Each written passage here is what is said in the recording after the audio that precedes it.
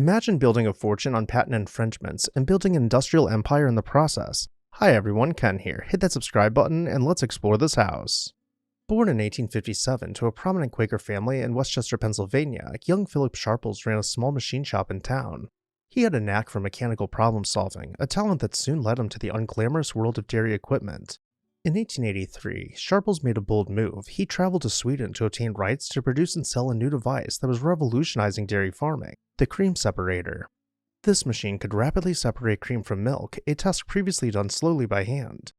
Upon returning home, he tweaked the design and began manufacturing his own Sharples tubular cream separator, which would earn distinction as the first American-made cream separator. As American agriculture modernized, demand for efficient dairy equipment boomed, and by 1906, the Sharples Separator Works, his factory on Maple Avenue in Westchester, was running full tilt.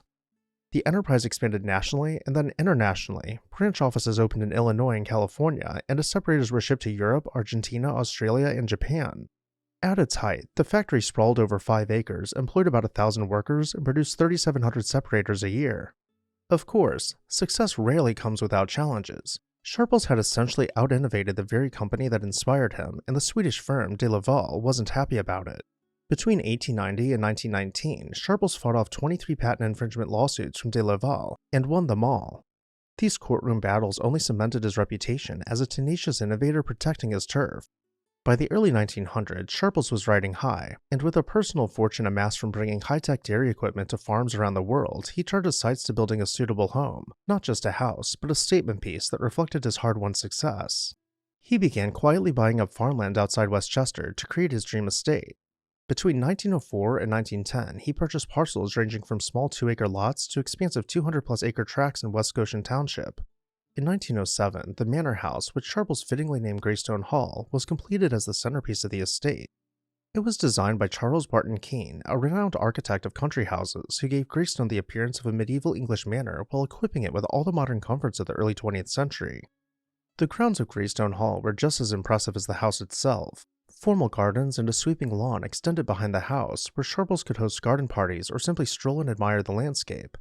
A grand pergola, one of Charles Barton Keene's signature design elements, stretched out in the garden with dozens of stately columns. The estate originally encompassed hundreds of acres of rolling hills, dotted with auxiliary buildings like a large carriage house, a spring house, and several cottages for the staff. Greystone Hall in 1907 was not just a home, it was a symbol of Sharples' triumph, a place where he could literally and figuratively enjoy the fruits of his labor in grand style. Stepping into Greystone Hall in its heyday must have been breathtaking. The craftsmanship was top-notch, from carved woodwork and marble fireplaces to an elegant central staircase. To explore the house, we'll pass through the main entrance to arrive in the Great Hall.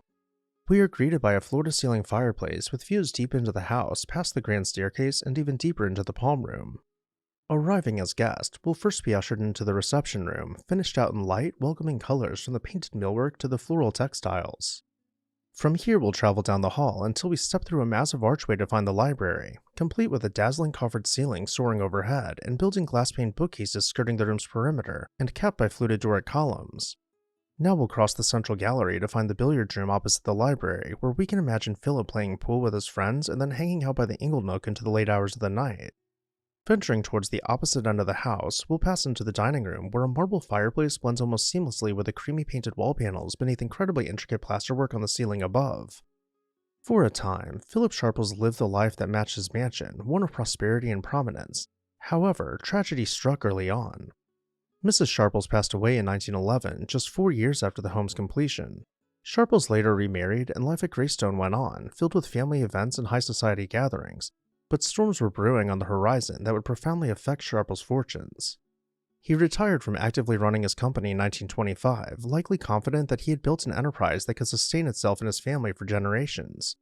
Yet the timing was unfortunate. The Great Depression hit in 1929, and like so many Gilded Age fortunes, Sharples' financial empire began to crumble.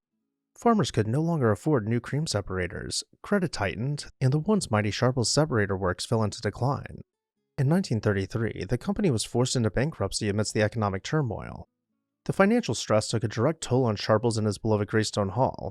To raise funds and cover debts, he had mortgaged Greystone, using the mansion and its vast property as collateral on loans. When the depression worsened, Sharples could not keep up with the payments, and the unthinkable happened. Greystone Hall was foreclosed upon. The mansion stood empty for nearly a decade as the land was parceled off and sold to developers. Then in July 1942, a family stepped forward and purchased Greystone Hall from the bank. The mansion passed through various family members, with each generation taking great care to maintain it for the next. Thankfully, Greystone Hall continues to stand to this day, operating as a wedding and events venue. And with that, I'll turn it over to you. What did you think about Greystone Hall? Let me know down below in the comments section. And while you're there, make sure you're subscribed so you never miss an exciting episode of This House.